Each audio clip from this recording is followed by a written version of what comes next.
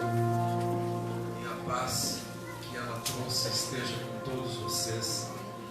Sejam todos bem-vindos.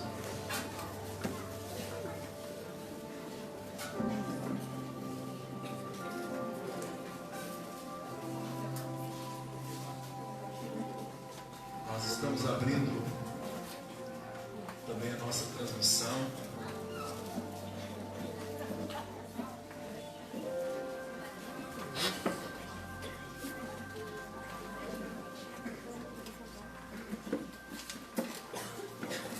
Você que trouxe a sua Bíblia, você que já tem um smartphone, vamos ao Evangelho de São Lucas, ao capítulo 10.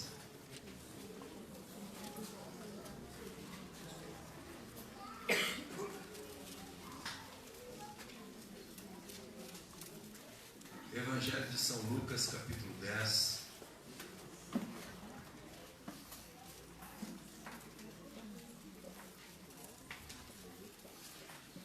Vamos ler juntos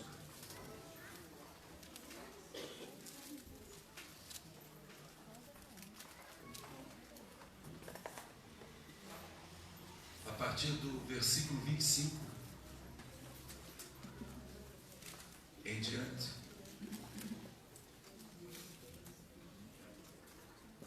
Lucas capítulo 10, do verso 25 em diante.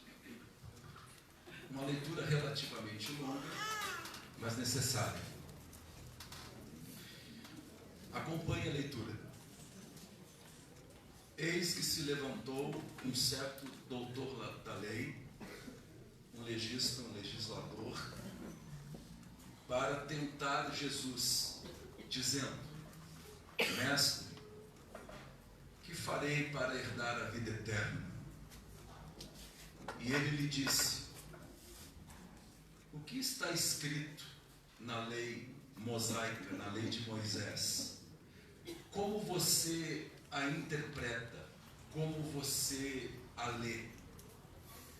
E respondeu Jesus dizendo, respondeu o doutor da lei dizendo: amarás ao Senhor teu Deus de todo o teu coração, de toda a tua alma, de todas as tuas forças e de todo o teu entendimento, e ao teu próximo como a ti mesmo. Aí Jesus responde: respondeste bem, faze isso e viverás. Ele, porém, querendo se justificar, disse a Jesus: quem é o meu próximo? Foi então quando Jesus conta-nos a parábola do samaritano, do bom samaritano. Descia, verso 30, um homem de Jerusalém para Jericó, uma distância mais ou menos de 27 quilômetros, uma descida bastante íngreme, porque em relação ao nível do mar, Jerusalém fica mais ou menos a 800 metros acima do nível do mar, e Jericó fica 400 e pouco, 500 metros acima do nível do mar. Descia para Jericó e caiu nas mãos de ladrões, de salteadores, os quais o despojaram, espancaram-no, tiraram-no tudo, deixando o homem semi-morto. E ocasionalmente descia pelo mesmo caminho sacerdote que passou de largo, vendo o homem. Descia também de igual modo um levita, que chegando àquele lugar e vendo, também passou de lá. Mas um samaritano que ia de viagem chegou ao pé dele e vendo, moveu-se de íntima compaixão e aproximando-se, atou-lhes as feridas, aplicando-lhes um antisséptico, azeite e vinho, e pondo sobre a sua cavalgadura o seu cavalo, levou-o para uma estalagem e cuidou dele.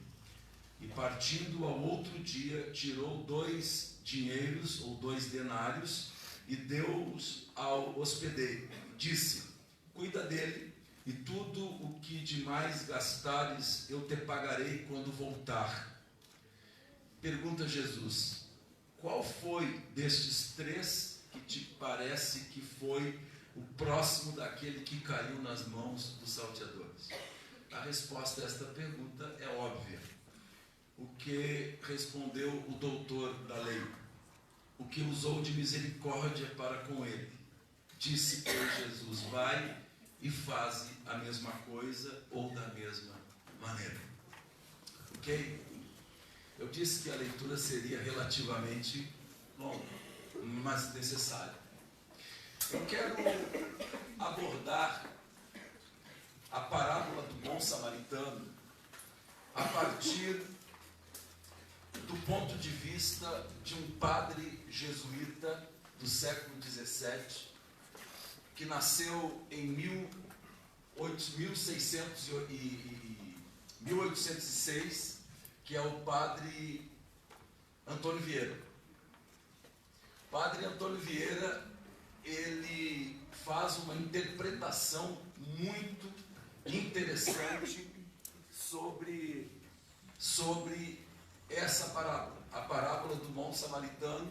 E segundo Antônio Vieira, a parábola contém nela 3 tipos de pessoas, ou 3 modos ou filosofias de vida, que, segundo Antônio Vieira, os seres humanos, eles ou se encaixam num ou se encaixam nos outros. Então eu quero abordar a parábola do bom samaritano, que surgiu a partir de 2 perguntas que foram feitas para Jesus, de um ponto de vista diferente. Segundo o padre Vieira, os ladrões, os salteadores, eles representam aquelas pessoas cujo no discurso está a seguinte frase: tudo o que você tem é meu.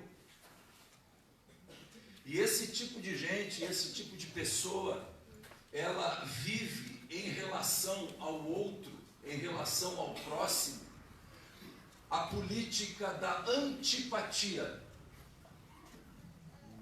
Antipatia no sentido de violência, no sentido de egoísmo, de egocentrismo. É uma relação caracterizada por uma falta, por um vazio, por uma carência existencial que não consegue ser percebida e nem explicada por quem a tem.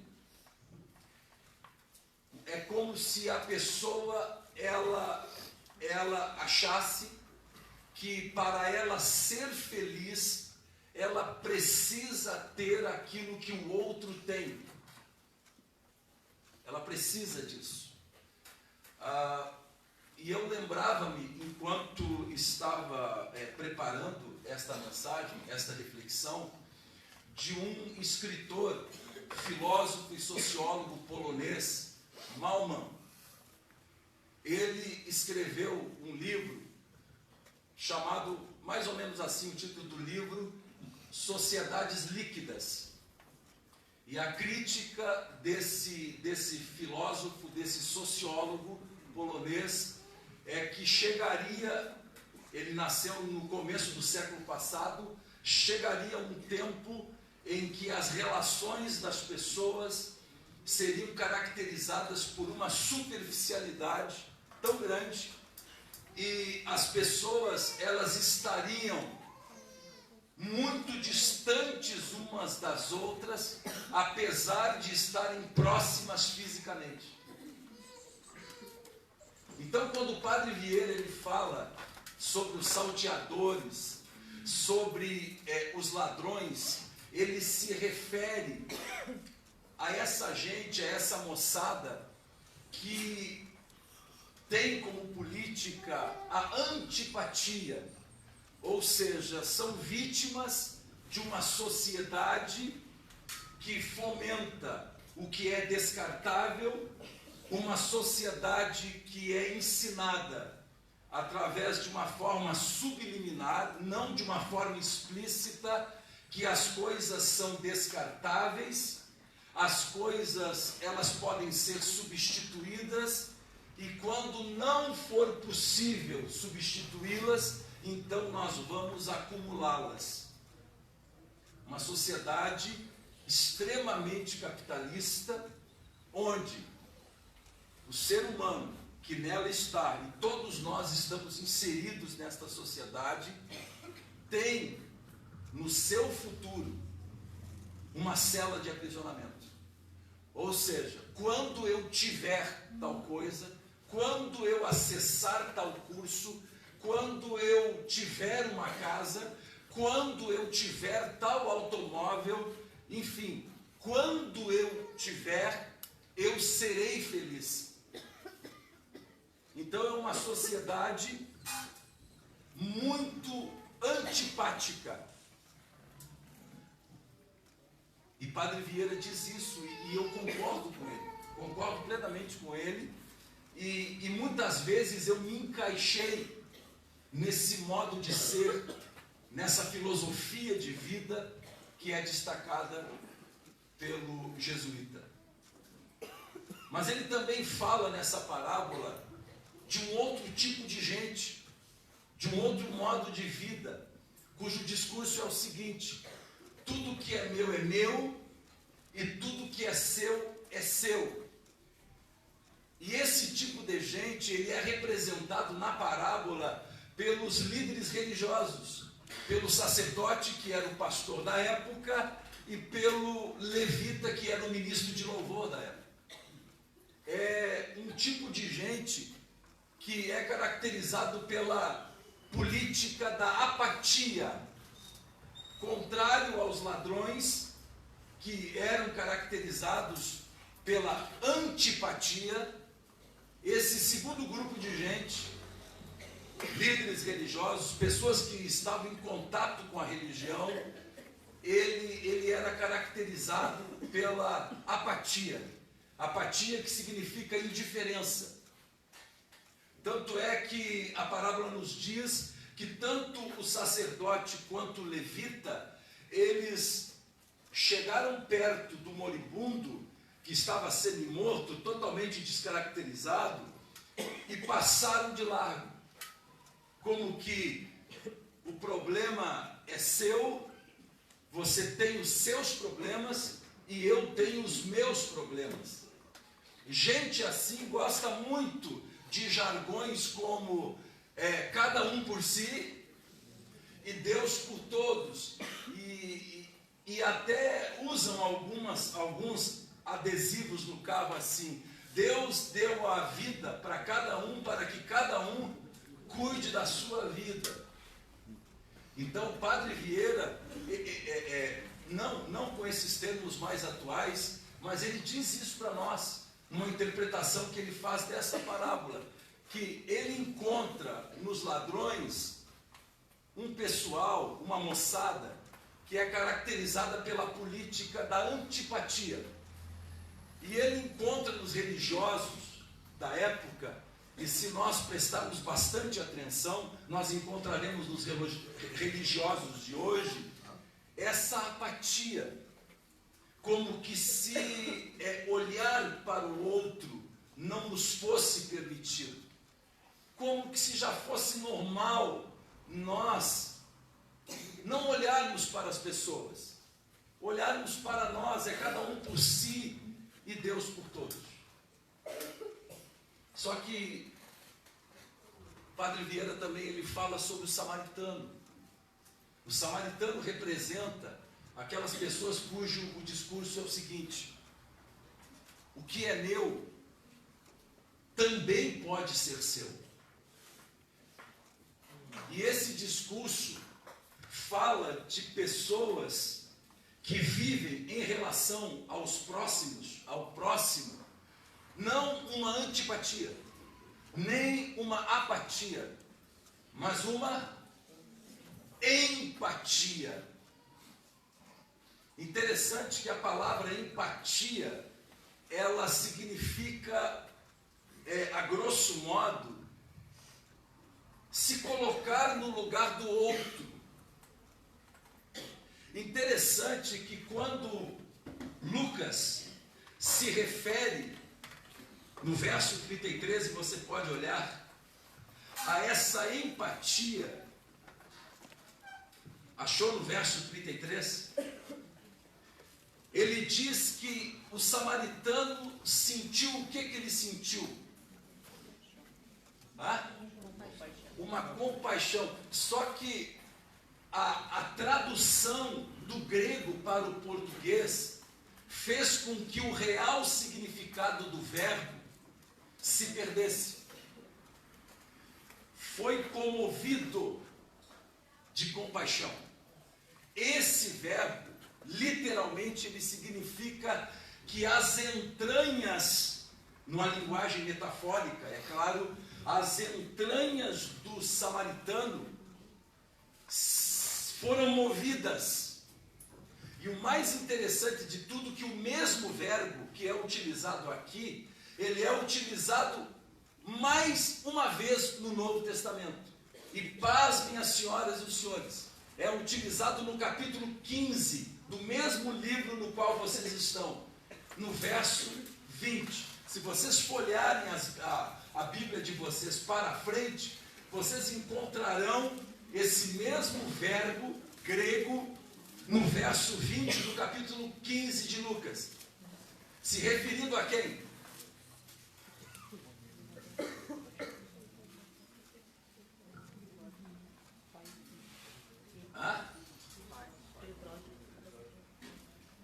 Ao contar a parábola do filho pródigo, Jesus Cristo disse que quando o pai viu o filho retornando, ele teve as suas entranhas removidas. Jesus utiliza o pai do filho pródigo para representar o seu pai, o próprio Deus. O que o verbo está dizendo para nós é que o que o samaritano sentiu ao ver aquele moribundo, aquela pessoa semi-morta, foi algo que só Deus pode produzir no homem. Só Deus pode produzir no homem. É como se o Padre Vieira tivesse dito para nós assim: vocês têm nessa parábola 3 tipos de pessoas. 3 tipos de pessoas que habitam a terra. Todos são seres humanos, só que uns são antipáticos para com o próximo. Outros são, por várias razões, e não cabe aqui nós tentarmos entender as razões, são apáticos, indiferentes. Mas existe um pessoal, uma turma, uma moçada que é empático, uma moçada que é empática porque Deus está nela, Deus está agindo na vida deles, e é por isso que eles prestam atenção no próximo. Não sei se os senhores estão conseguindo entender isso. Então nós temos 3 palavras. A primeira palavra é antipatia. A segunda palavra é apatia. E a terceira palavra, empatia. Essas 3 palavras, elas vêm de uma única palavra grega, que é patos. Patos. Isso significa o quê? Significa que apatia, antipatia e empatia tem a ver com aquilo que nos move. Aquilo que nos move. Mas o que isso tem a ver com a gente aqui? Eu sei que muita coisa a gente começou a perceber na parábola. Não nos esqueçamos que a parábola começou a partir de uma pergunta capciosa, de uma pergunta cujo intuito era colocar Jesus numa armadilha para desqualificá-lo. Qual for a pergunta? O que farei para herdar a vida eterna? Interessante que Jesus conta essa parábola para responder as duas perguntas mais importantes da vida do ser humano. As duas perguntas. O que farei para herdar a vida eterna? E Jesus também conta a parábola para responder a outra pergunta: quem é o meu próximo? Da resposta dessas duas perguntas depende a nossa salvação e depende que tipo de vida nós vamos viver já nesta vida. Então nós não podemos esquecer disso. Então o que isso tem a ver com a gente hoje aqui? A primeira coisa que Jesus deixa bastante claro é que a vida eterna não é um prêmio que a gente recebe no final de uma corrida, no final da linha, no final da vida, por ocasião da morte física, da morte biológica, a gente então entra na vida eterna. Não. Para Jesus Cristo, a vida eterna é um bem do qual eu posso usufruir aqui, agora. Eu já tenho a vida eterna. E foi exatamente isso que Paulo escreveu a Timóteo, 1 Timóteo capítulo 6, versículo 12, dizendo: Timóteo, desfruta da vida eterna que tu tens. Porque para o apóstolo Paulo e para Jesus, a vida eterna já está com você, já está comigo. Você não vai recebê-la, você já tem. Porque muitas pessoas confundem vida eterna com imortalidade. Vida eterna não é imortalidade. O ser humano, ele é imortal. Já cantava Sandy Júnior, né? O ser humano, ele é imortal. Não há nada que façamos. Existe uma doutora americana que ela escreveu um livro sobre pessoas que passaram por situações de quase morte. E isso está registrado como um estudo científico, dizendo que todas as pessoas que tiveram experiências de quase morte relatam basicamente as mesmas coisas. Por exemplo, a maioria das pessoas que foram ressuscitadas na sala, na CTI, elas relatam que elas veem o próprio corpo delas, como se elas saíssem do corpo, que é uma característica comum a todos os entrevistados por essa doutora. Outra característica é que todas as pessoas que tiveram esta morte rápida, elas veem uma luz. Usam essa expressão, elas veem uma luz. Então a imortalidade nos é inerente. Existem alguns filósofos que tentam comprovar que o ser humano é imortal, dizendo que o que você deseja é porque o que você deseja existe. Se você sente fome, é porque existe o quê? Fora de você. Existe comida. Se você sente sede, é porque existe água para você beber. Se você tem um senso e um sentimento de permanência, se você não aceita a morte, se a morte ela não é tragada com facilidade por nós, é porque nós fomos gerados e criados para permanecer para sempre. Então, imortalidade não é vida eterna. Vida eterna é um tipo de imortalidade. É a maneira como eu vou passar a minha imortalidade. É por isso que lá em João, na primeira carta de João, no capítulo 5, versos 11 e 12, está escrito: Jesus Cristo é a vida eterna. Quem tem o Filho tem a vida. A grande questão da vida biológica é nós sabermos que quando falecermos, onde nós vamos passar a nossa imortalidade. Se nós vamos passar com Cristo, nós teremos a vida eterna. Se nós morrermos sem Jesus Cristo, por não termos querido aceitá-lo e nele permanecer, nós vamos para uma imortalidade sem a vida eterna. Então, vida eterna não é um lugar aonde a gente chegue. Vida eterna é um relacionamento que a gente estabelece com a vida eterna. Aquele que disse: eu sou o caminho, a verdade e a vida. Quem me tem, tem a vida eterna. É por isso que Jesus Cristo disse que quem crê em mim, ainda que esteja morto, viverá, porque Ele é a vida eterna. Jesus é a vida eterna. Você é imortal. Satanás sabe que você é imortal. O que ele não quer é que você passe a sua imortalidade com a vida eterna, com Deus. Nossas almas, elas correm perigo.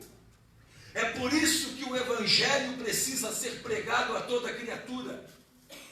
É por isso que nós precisamos ganhar pessoas para Cristo, como diz a grande comissão, batizá-las e ensiná-las a obedecer ao Senhor Jesus Cristo. É por isso. Então, a primeira coisa que tem a ver conosco dessa parábola, além dos tipos de pessoas elencadas pelo padre Antônio Vieira, é que a vida eterna, ela não é uma coisa que nós vamos receber lá. Você pode levantar sua cabeça hoje e você pode olhar para a morte e rir na cara dela e dizer que Jesus venceu a morte e que aquele que venceu a morte, que não é mais o Cordeiro de Deus, Jesus hoje é o leão da tribo de Judá.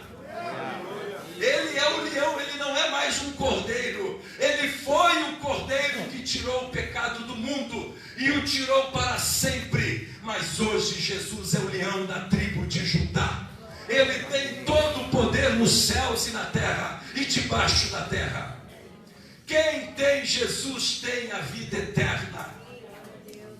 Se você tem Jesus, ande de cabeça erguida, porque a morte já não tem mais poder sobre você. Não tem, porque você anda com a vida. Eu costumo dizer que inferno e céu é uma questão de companhia. Se você está com Jesus, qualquer inferno vira céu. Se Jesus descer aquilo que os gregos chamavam de Hades, que é o lugar dos mortos, se lá Jesus estiver, lá vira céu. Agora, qualquer céu criado pelo ser humano que não tenha Jesus Cristo, vira inferno. Jesus é a vida eterna. Um outro detalhe que diz respeito a nós sobre esta parábola. O primeiro é que a vida eterna é um bem realizável aqui. O segundo detalhe é o próximo. Quem é o nosso próximo? Amar o próximo é a prova cabal, é a prova definitiva de que você tem a vida eterna.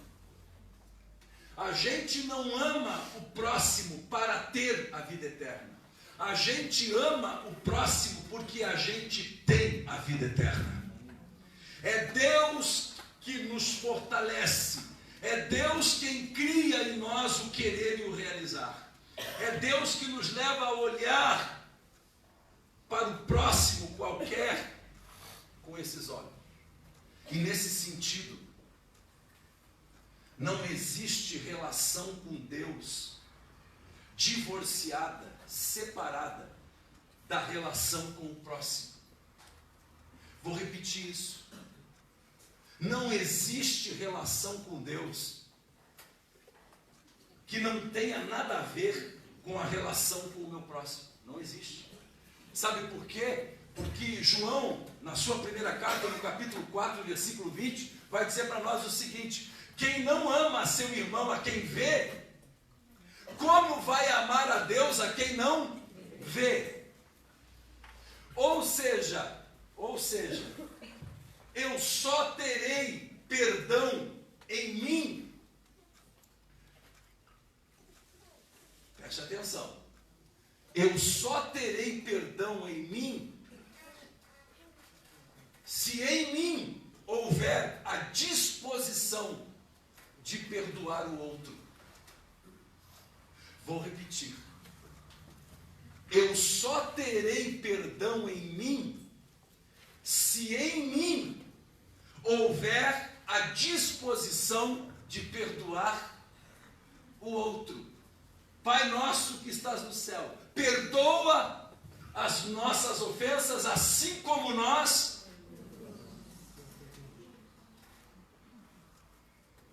Ao nos perdoar, Deus nos transforma em devedores. Ao nos perdoar, Deus nos transforma em devedores.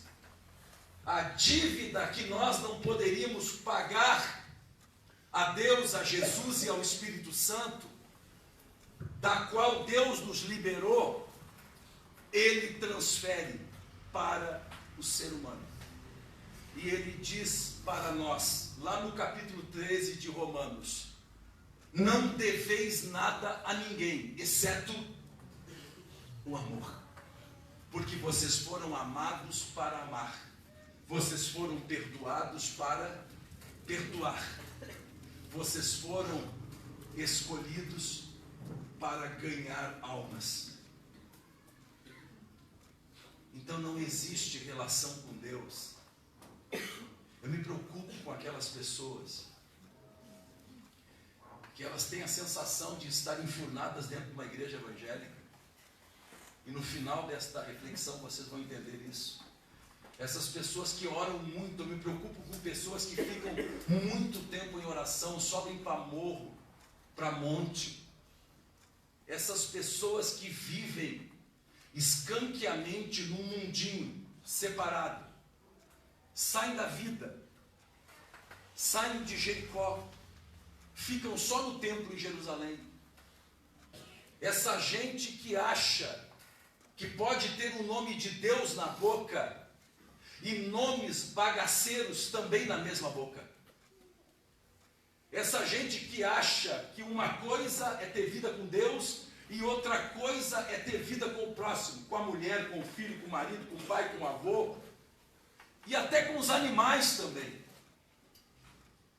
Esse tipo de gente que às vezes se diz evangélico, ou se diz católico, ou se diz espírita, não importa a que placa eles se assegurem para justificar os seus comportamentos, esse tipo de gente é intragável para mim. Esse tipo de gente está naquela categoria dos religiosos, daqueles que estão na filosofia da vaca, que eu não vou dizer o que é, que todo mundo quase já sabe.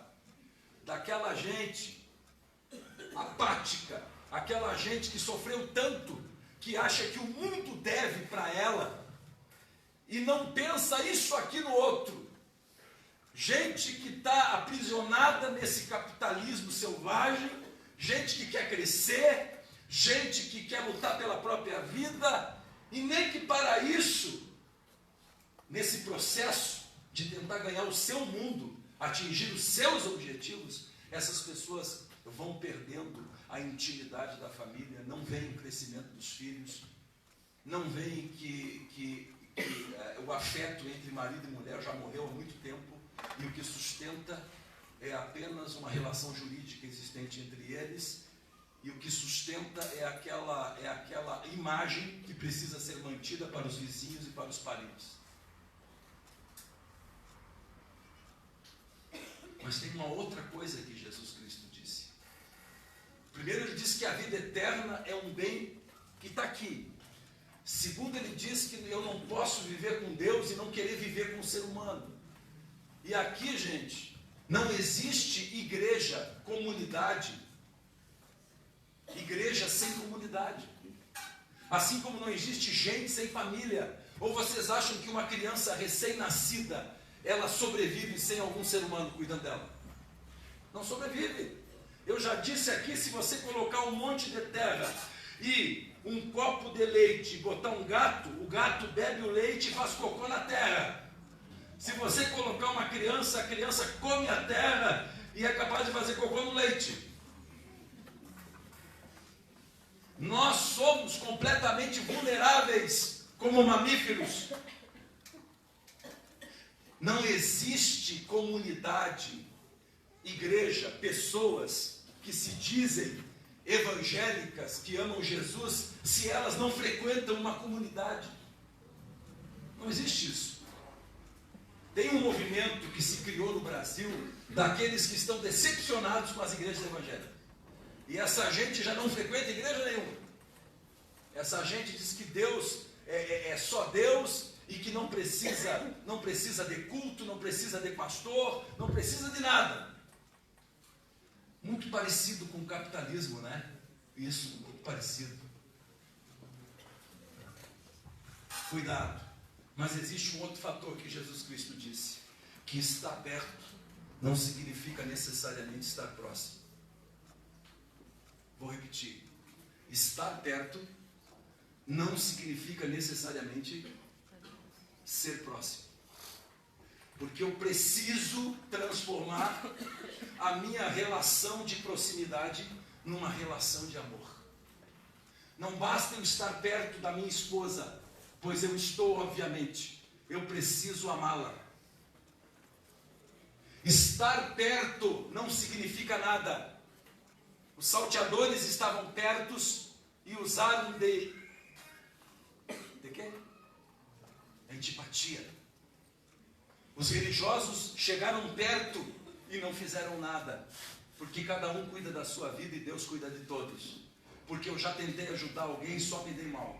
Quis fazer um beija-flor e acabou um morcego ou um urubu. Então essa gente apática e antipática está perto. A gente está perto. A gente está perto do vizinho. Eu me preocupo com gente que diz assim, eu amo o mundo todo. É impossível você amar o mundo todo.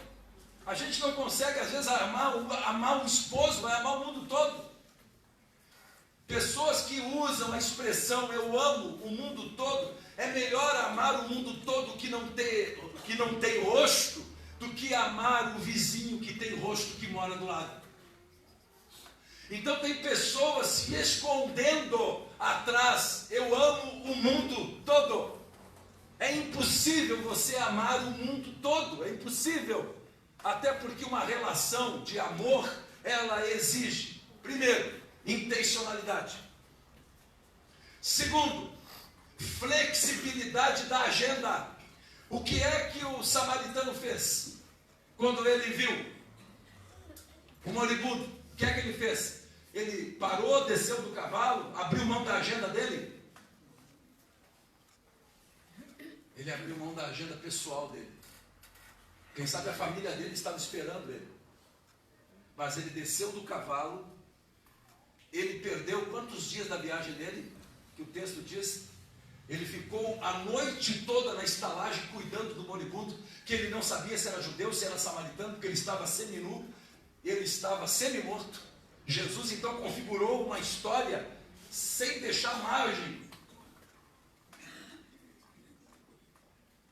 Então, para você transformar uma relação de proximidade numa relação de amor, você precisa ter intencionalidade, você precisa ter aquela flexibilidade de abrir mão, porque se eu perguntar aqui, todo mundo está ocupado durante a semana? Todo mundo está ocupado, todo mundo trabalha, todo mundo trabalha. Se eu for por esta lógica de que todo mundo trabalha e todo mundo está ocupado, ninguém vai fazer nada para ninguém nunca.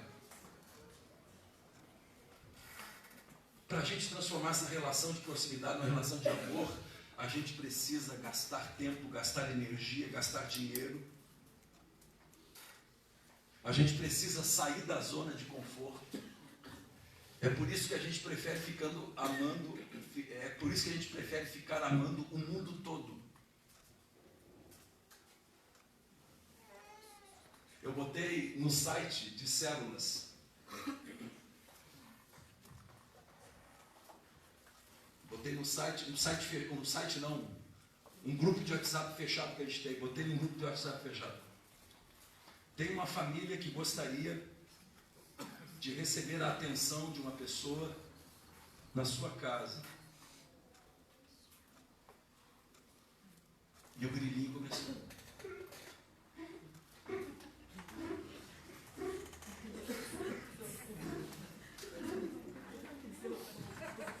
Aí de repente aí sobrepõe uma outra mensagem assim: fulano de tal está precisando de oração. Aí todo mundo coloca as mãozinhas assim.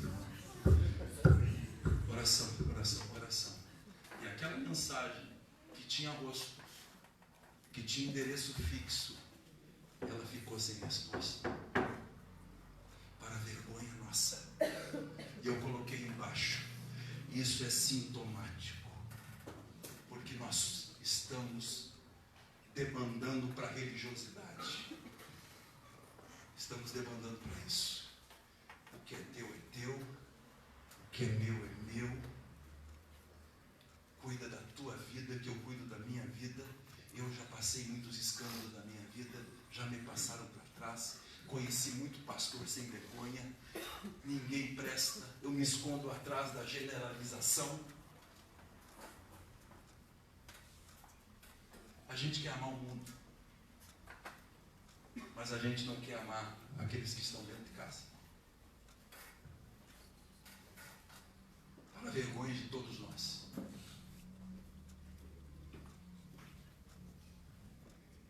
Transformar a minha relação de proximidade numa relação de amor exige de mim. Não é fácil.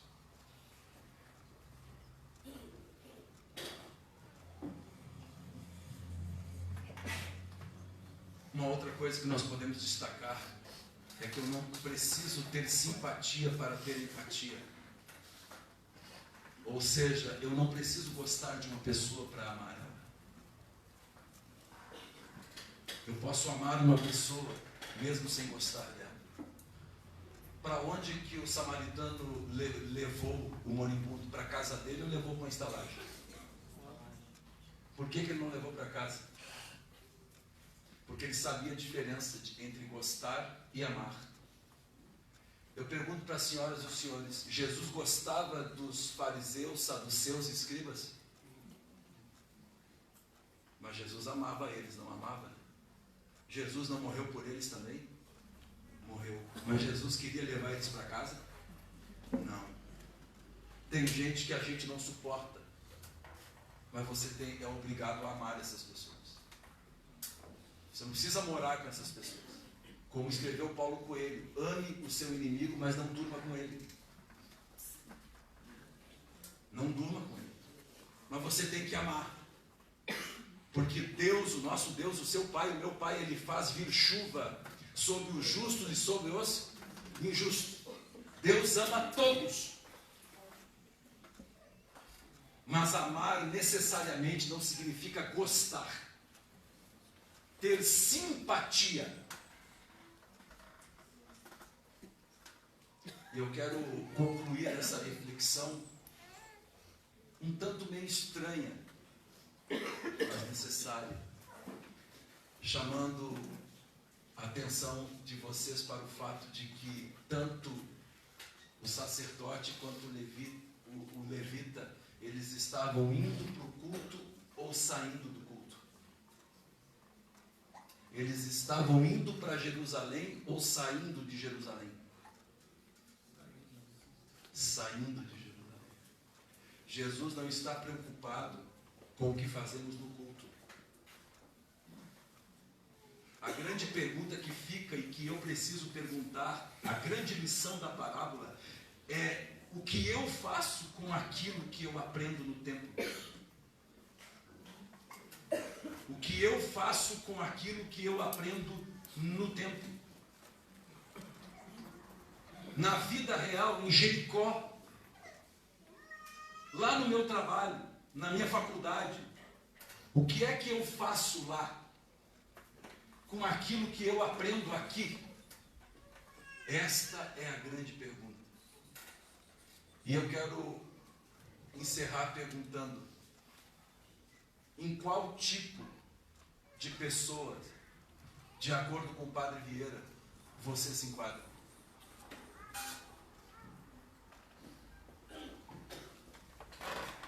Eu quero dizer para vocês com toda simplicidade que todos nós já visitamos todos os tipos. E ninguém está garantido num só tipo.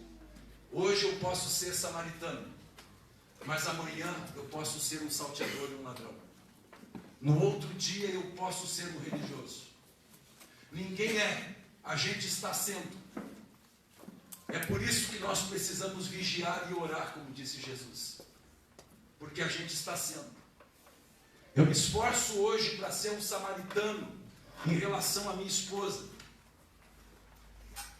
Porque é fácil amar todo mundo que não tem rosto. Mas quem sabe amanhã de manhã, através das minhas atitudes, eu estarei sendo um religioso que não estou nem aí para os interesses pessoais dela. Quem sabe depois de amanhã eu estarei no lugar dos salteadores, daqueles que querem tudo para si, achando que a felicidade se realiza no adquirir, no ter as coisas, e se esquecem do outro. E competem. Usam o outro como parâmetro avaliativo, para eu me avaliar. Isso está acontecendo nas escolas. Eu estive numa escola, quando fui procurar uma escola para minha filha, que a diretora disse assim: aqui nessa escola, a sua filha não será aluna, ela será concorrente. Porque aí fora, o senhor sabe, né? Aí fora é uma luta.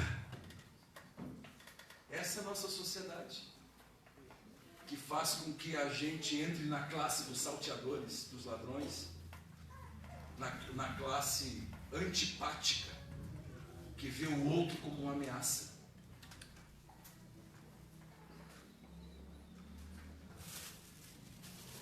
Nós estamos descendo do tempo.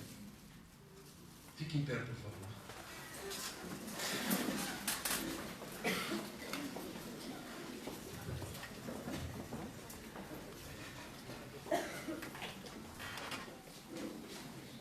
Nós estamos descendo do templo.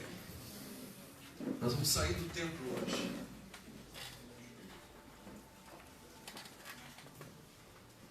Quando eu falo em templo, quem estava domingo passado, retrasado, sabe do que eu estou falando.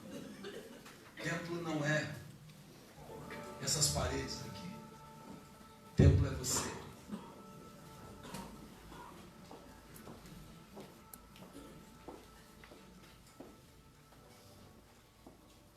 Hoje eu entendo o que Isaías escreveu no capítulo 58 mais perfeitamente, falando do verdadeiro jejum e dizendo assim: quando tu te envolveres com o próximo, aliviando a carga dele, sabendo que ele também sofre como você, de repente a sua cura surgirá como a luz, e a sua prosperidade nas asas de uma águia. É que quando eu esqueço um pouco de mim e eu penso no outro, é quando eu consigo transformar essa relação de proximidade numa relação de amor.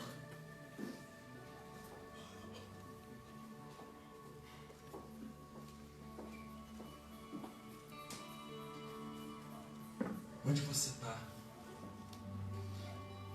Quais desses personagens representam você hoje? Estou falando de hoje, amanhã você pode ser outro. Eu também posso ser outro. Ninguém aqui pode julgar ninguém. Ninguém está autorizado a julgar ninguém. Hoje eu posso estar bonitinho aqui com o microfone na mão, mas daqui a alguns minutos eu posso estar brigando com a minha esposa dentro de casa e vocês não vão ficar sabendo. Aqui eu sou um pseudo samaritano.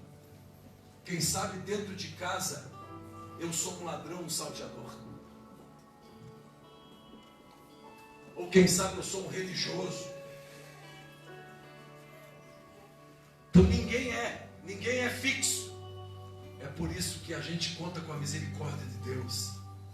É por isso que Deus está em nós, na pessoa do Espírito Santo. Amém. Nos fortalecendo a sermos o que Deus quer que sejamos.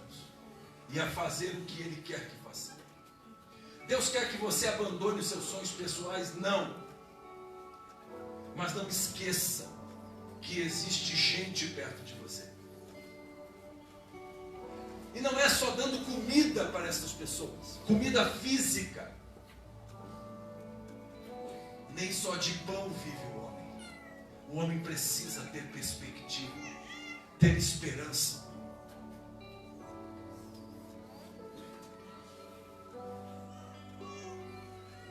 Um dia, alguém me deu uma oportunidade. E eu nunca mais vou esquecer dessa pessoa. Porque se hoje eu tenho alguma coisa na minha vida, se hoje eu consegui alguma coisa na minha vida, foi porque um dia, além dos meus pais, um amigo meu, uma pessoa colocou a mão no meu ombro e disse para mim: vai em frente, o que tu precisa, eu te apoio, eu te dou um empurrão. Alguém me notou, alguém transformou a relação de proximidade comigo numa relação de amor. Alguém fez isso comigo.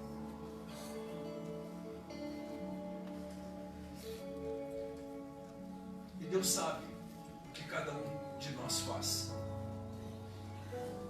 Em nenhum momento aqui eu quero contar que por causa disso eu fiz com outras pessoas, que não vem ao caso, e isso não me transforma em uma pessoa melhor do que as outras.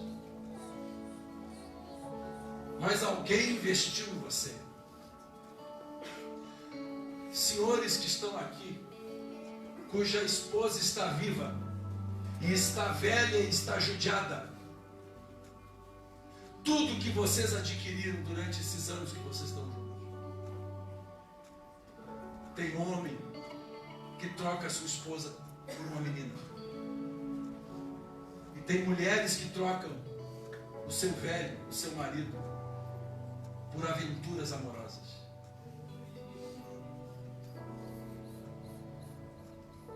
Não esqueça. Não esqueça de quem sofreu ao seu lado.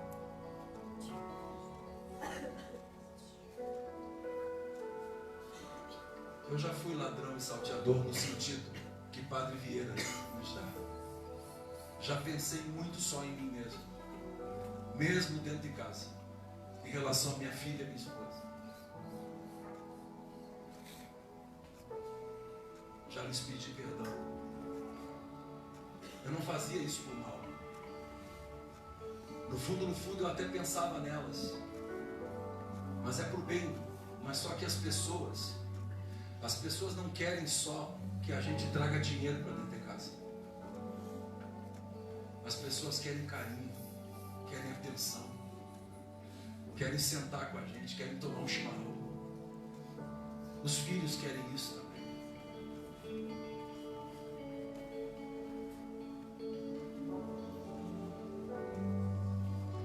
Você vai sair do templo hoje, como você sai todos os domingos daqui. Você vai descer pela estrada de Jericó. Eu não sei o que você vai encontrar amanhã à beira da estrada. Se você vai encontrar alguém semi-morto, um amigo, quem sabe, que faz anos que você não vê, um colega de trabalho que está precisando de Jesus Cristo.